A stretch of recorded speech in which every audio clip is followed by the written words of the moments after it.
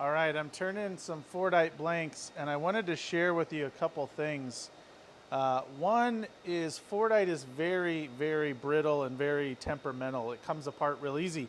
You have to remember these are all layers of paint that were poured and kind of glued together just by being poured over each other. So there's really nothing intentional about this blank, so you have to be very careful.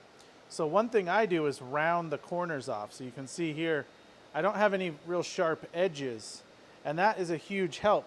The other thing you can do is put some thin CA or medium CA around it, and it's just cheap insurance because the CA will help hold it. Because what happens is when you're turning, if you catch a layer, it'll literally just peel that layer off. Here, watch. Maybe I can do it on this one. See this? See how it's chipping off? So that's what happens when you're turning is you just catch a layer and it peels.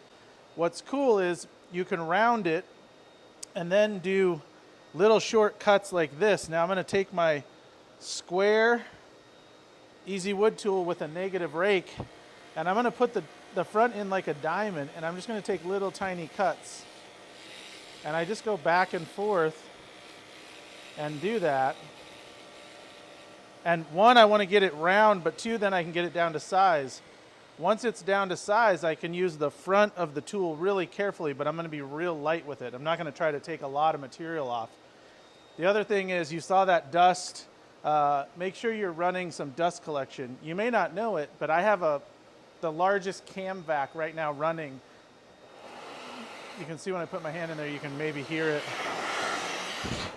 But you want to have the dust because this is automotive paint dust, so you don't want to breathe it in. So wear a respirator, have a good dust collection system going. And here, I'm going to turn off the cam vac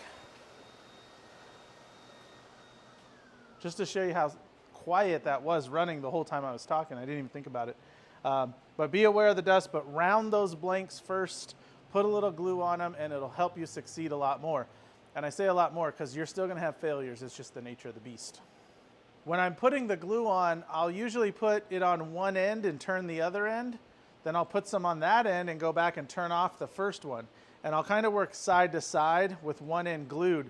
And that glue is just kind of like a rubber band holding down those layers for me so I don't get any easy chipping.